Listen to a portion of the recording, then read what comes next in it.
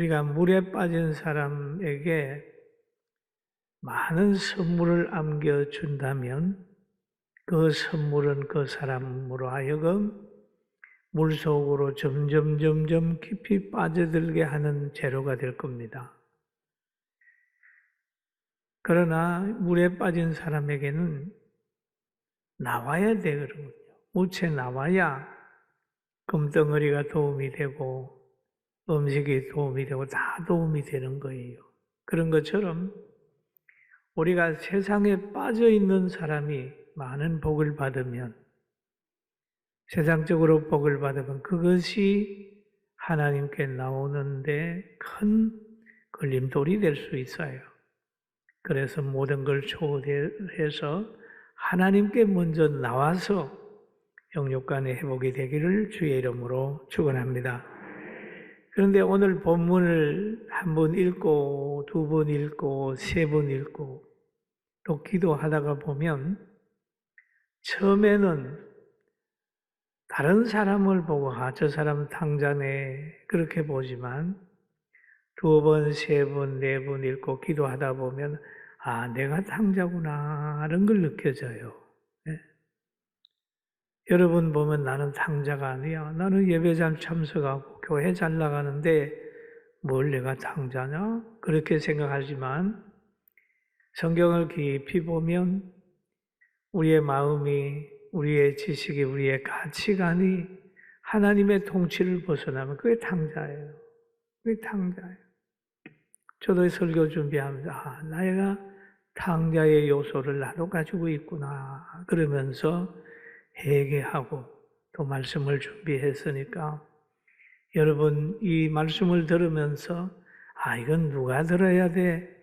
누구 탕자야? 그게 아니라 하나님 제가 탕자입니다. 이렇게 하고 하나님 앞에 온전히 돌아오게 되기를 주님의 이름으로 축원합니다. 오늘 여기에 보면 이 하나님과 성도의 관계를 이 비유로 말씀해 주신 겁니다. 탕자의 비유.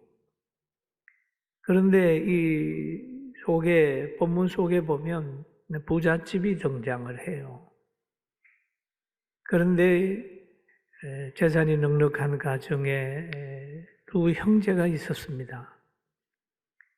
그런데 둘째 아들은 늘 가정생활에 만족이 없었어요.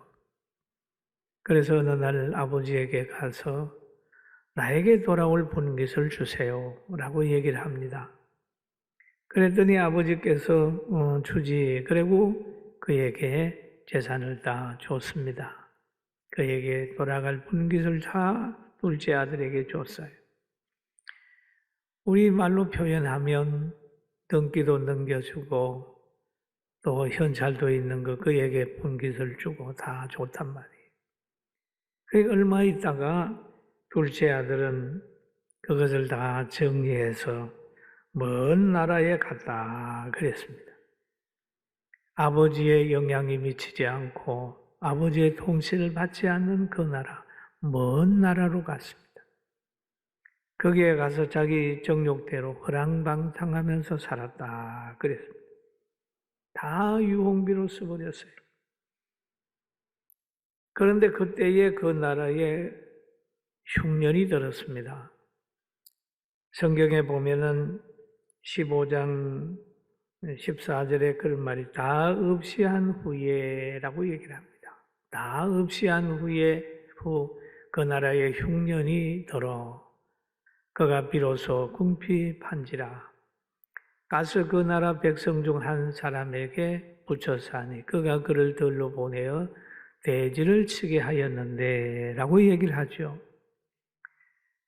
그러면 어려운 문제를 해결하기 위하여 그 나라 백성을 찾아갔단 말이에요. 그 나라 백성에게 붙여 사니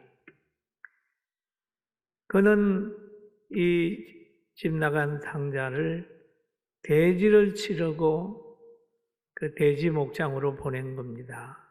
네. 돈부가 됐어요.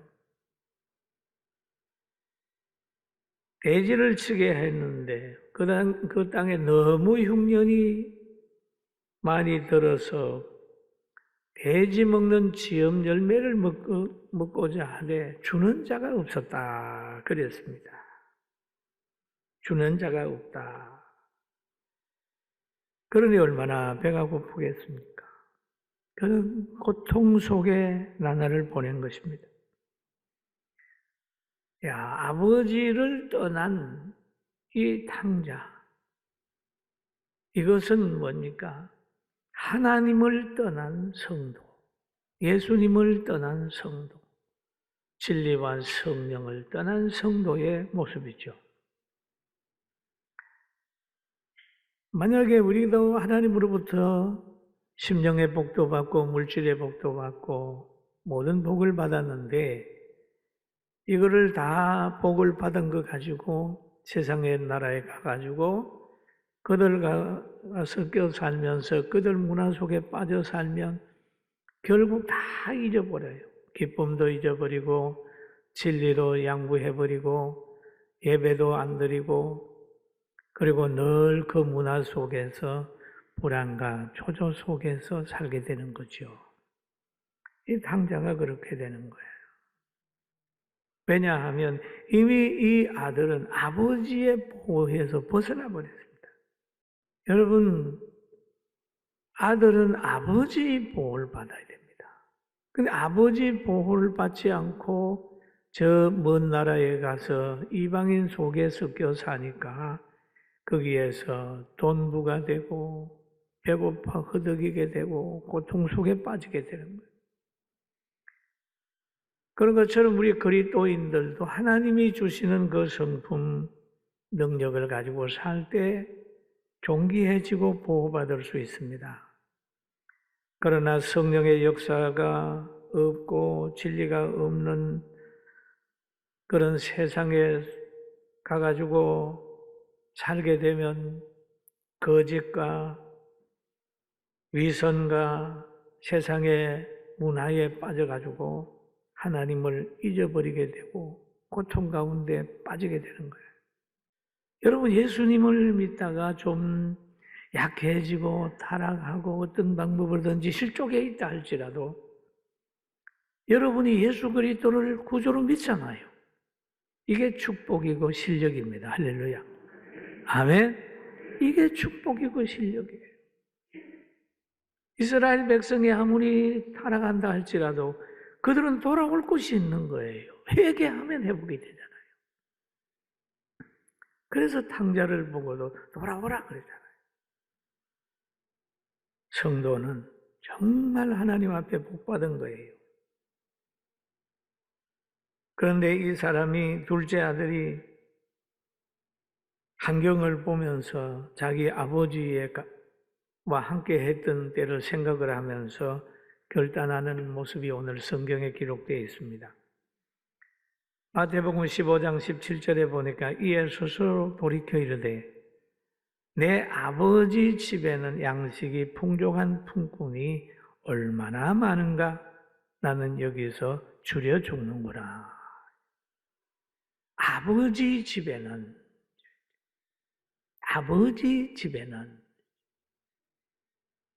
여러분 실족하고 있지만은 아버지를 생각하는 마음이 있는 사람은 돌아오게 됐습니다. 천국에는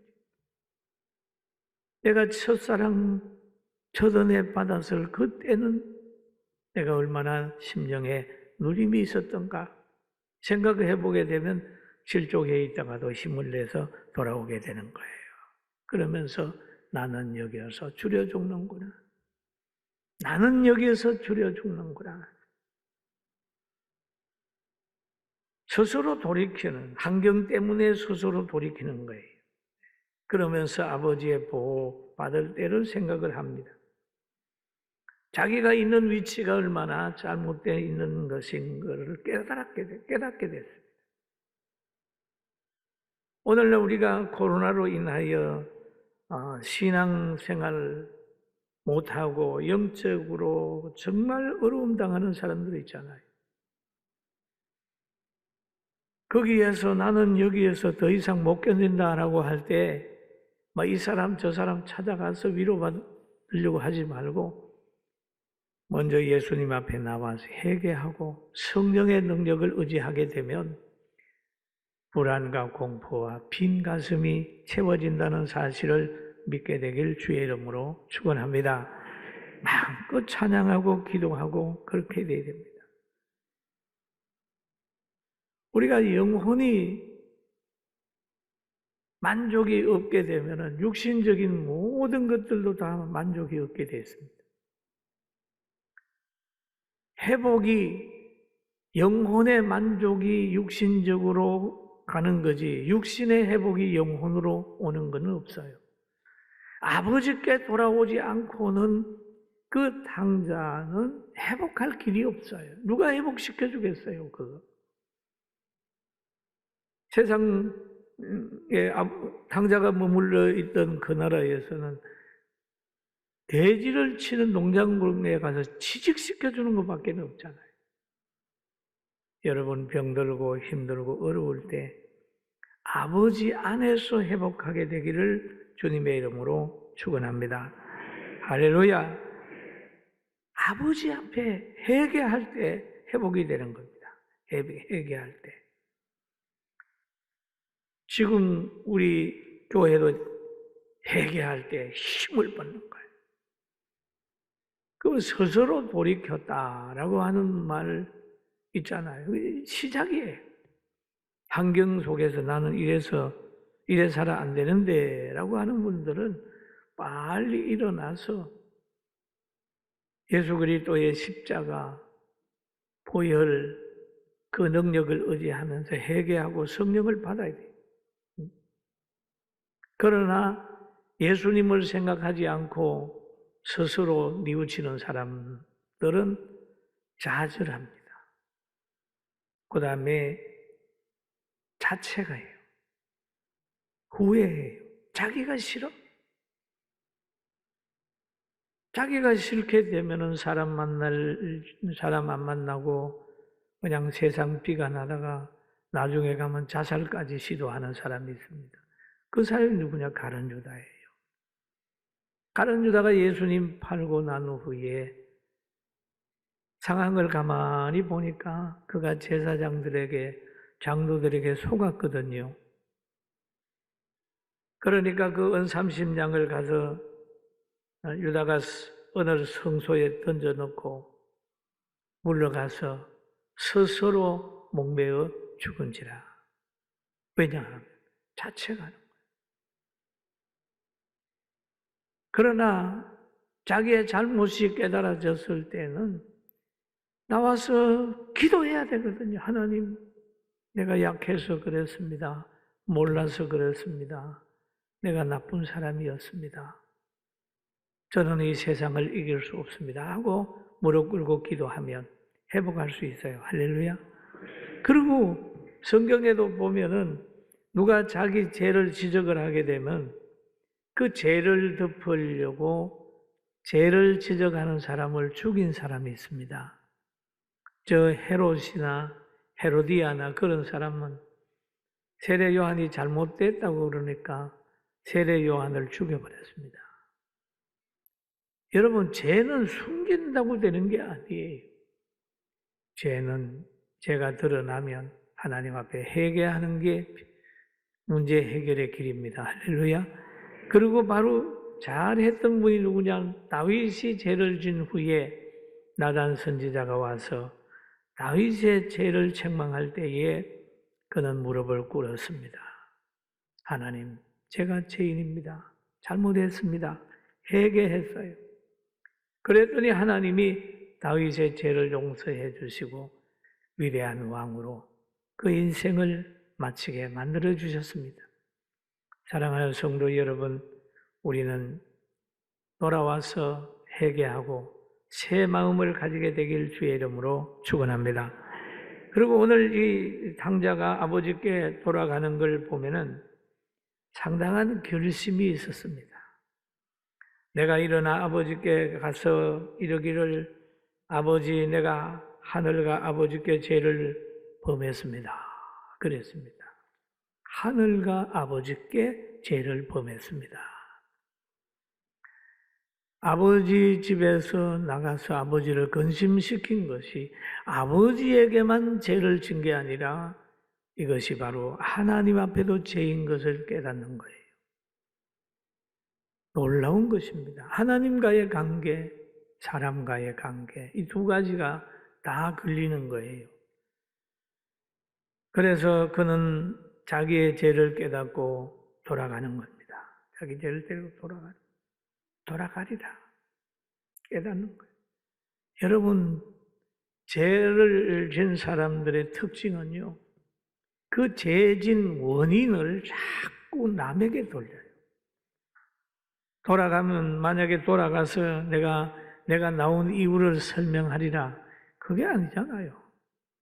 그런데 실족한 사람들의 특징은 자기가 왜 실족했는지 자기 정당화를 위해서 자꾸 하나님을 설득을 하고 사람을 설득을 하려고 합니다. 아버지 만나서 아버지 내가 왜 나간지 아십니까? 이렇게 해서 나갔어요. 아버지 왜 그런지 압니까? 형님이 뭐 괴롭혔어요. 뭐 이렇게 하면서 변명할 수도 있죠. 그러면 안 되잖아요. 뭔가 사건이 일어나는 것을 가지고 자기들을 못 보고 가장 남에게 돌리는 거예요. 그런데 아버지 안에 회복이 있단 말이에요. 아버지 안에. 그런데 이 탕자가 집에 들어오면서 각오를 가지는 거예요. 내가 아버지께 가가지고는 용서를 빌겠다. 그 용서를 비는데 어떤 자세? 아버지, 아들로서는 감당 못합니다. 아버지 앞에 아들로서는 정말 부족합니다. 감당치 못합니다. 아버지는 너무 위대하고 나는 너무 천하고 나쁜 사람이기 때문에 정말 아버지 앞에 아들로 나타나는 게 아니라 나를 품꾼 하나로 써주세요 라고 하고 겸손하게 가는 거예요. 이게 탕자가 돌아올 때의 자세입니다. 그런데 돌아오면서도 내가 아들인데 아버지 당연히 저에게 옷 입혀주시고 신발 주시고 반지 주시고 종들 위에 군림하려고 하는 그런 자세로 돌아온다면 이 아들은 멀지 않아서 다시 쫓겨나가게 되는 신세가 될 겁니다.